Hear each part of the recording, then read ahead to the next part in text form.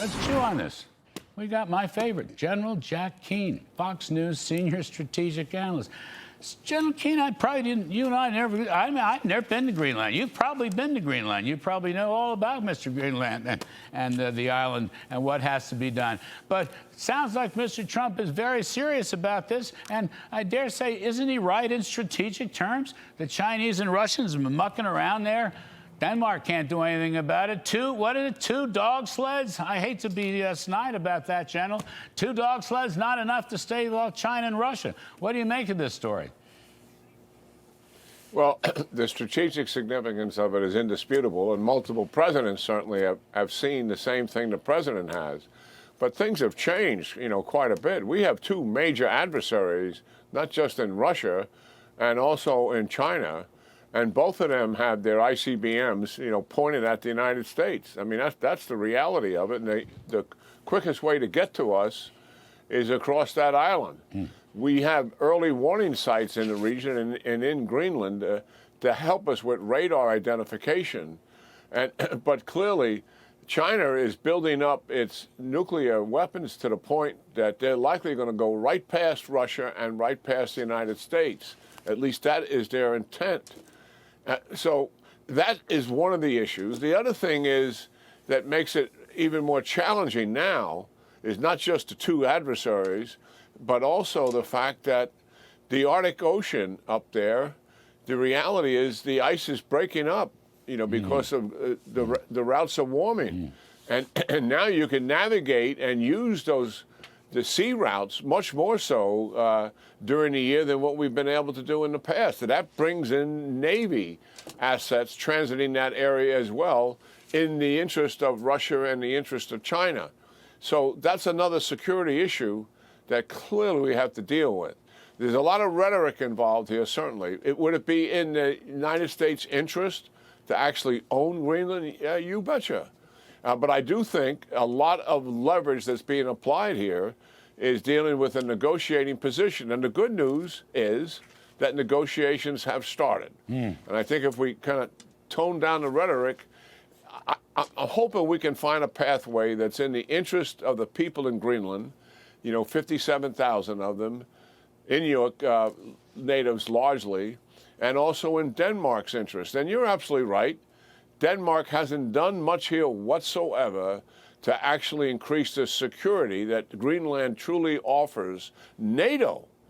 And I think the United States can do a much better job than Denmark can do in NATO's interest here. And obviously they have significant interest in terms of what Russia and China would be doing. So I'm hoping that we're in the beginning stages of this. Rhetoric is still a bit high. There's a lot of leverage being used by both sides here. Some of it's symbolic. And I'm hoping we can get down, roll our sleeves up, and start talking about what's beneficial for all 3 parties involved here. It's funny, in the coverage of this Sunday and today, you read all kinds of things about tariffs and the end of NATO and the end of civilization in the world as we know it if we take over Greenland. But he says, you mentioned negotiations, General Keane, so I'm just going to read this again. It's the last major line of his Truth Social. The United States of America is immediately open to negotiation with Denmark. Immediately open to negotiation with Denmark and or any of these countries that have put so much at risk despite all that we have done for them, including maximum protection over so many decades. Thank you for attention to this matter. He is saying in this Truth Social that he is open to negotiation. And yet, no, I don't think I saw it in any of the articles, the news articles, or the editorial articles that he put this in here. Now, this is vintage Trump. He's turning the heat up. I love it. He's using tariffs. It's one of his favorite weapons. Okay, fine. He's got a strong case to be made. But he said, all right, come to me. But you can't come and say we're not going to do it, because we have to do it. You yourself just essentially implied that we have to do it in Greenland. So my question to you, you mentioned negotiations. Is this NATO? What can you, add any light, any context to that? Have they stopped yelling, and are they willing to talk? And who's leading that charge? Well, the Secretary General of NATO, Mark Rutte, right, has spoken on this subject, and he's very interested in negotiations. And look at Ruta, I have a great regard for him, and certainly we dealt with him a lot over Russia's invasion in Ukraine. And he's a voice of reason. He's steady, he's calm, and he has an excellent relationship with President Trump, one of the best, to be quite frank about it. And look, we've been watching this for a year now. Tariffs, in most cases, not all, but in most cases when Trump uses it, it is the beginning of a negotiation process. But these people are overreacting to it, I think.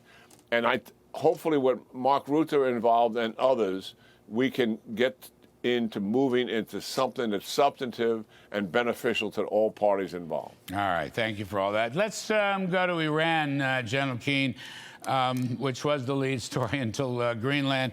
Help is on the way, but Mr. Trump pulled back. And I guess my question to you, sir, is if you want if one wants regime change, which I guess I do, I want the people of Iran to run Iran. I want to get the mullahs out of there. I want to get the Revolutionary Guard out and so forth. But then again, it's the mullahs and the Revolutionary Guard that have the guns. The citizenry on the streets don't. This is troubling. I don't know where this is leading. Regime change is a wonderful topic, but how realistic is it? And, you know, what's the next? I mean, are the Iranians slaughtering their people? You read some terrible, terrible things. I don't know what to believe, General. Can you straighten us out?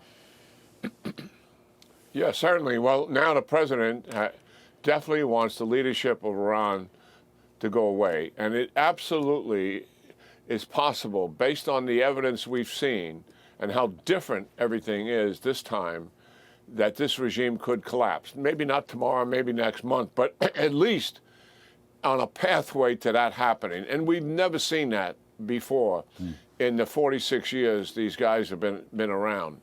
And the reality of this is the regime admits that there's 5,000 dead. That alone would be larger than the brutality that Iran has used in previous protests and demonstrations against the regime. Most people believe when the internet gets turned back on again and you're able to collect the data from what's actually happened, remember there's 200 demonstrations plus that were taking place. When all of that data is rolled up in terms of the number of people in morgues, most people think it's going to go way past 10,000. And certainly that'll be very significant. And there's over 20,000 in prison. And believe me, they begin hanging those people. They had 22,000 in prison right after the 12-day war in June to prevent demonstrations from taking place under the loose guide of we're putting informants in jail. Well, the Mossad would love to have had 22,000 informants. They hung 1,500 of them. How do we know that? Because they hang them on cranes in public display. They want to intimidate the population. So we're on a pathway here, and let's not rule out the possibility. The president is increasing tariffs. He's increasing sanctions. His sanctions in 2018 have helped bring this problem to a head here in terms of the economic woes the regime has, and he has absolutely not taken off the military option from the table. Quite the contrary. He said that he is going to come to the assistance of what has happened here and hold the regime accountable. And he certainly wants to weaken this regime so that they are vulnerable for a collapse. And believe me, I believe him at his word that that is going to happen. So you reckon the policy of maximum pressure on all these fronts will continue? The maximum you don't expect necessarily military action, but everything's on the table, and maximum pressure, quote unquote, will continue. No, I am expecting military action for sure. Okay. And then there's no doubt about it. I mean, we're bringing these resources to bear, and it's likely because we had to expand the target set. And why are we expanding it? Because we had to consider what is Iran going to do in retaliation? Our bases are vulnerable. What are they going to do about Israel? They're going to attack Israel? Likely. And they're vulnerable. And what are we going to do about their ballistic missiles? Are we going to take them down before they fire them at our bases and also at Israel? Likely. Are we going to kill leaders? Certainly. Our IRGC members, the people that are oppressing the people? Absolutely. So I think the target set is expanded. Resources are being brought in to deal with an expanded target set, which is what we do. All right, we'll leave it there. Bold prediction, probably going to be right. General Jack Keane, thank you ever so much. We appreciate it, as always, sir.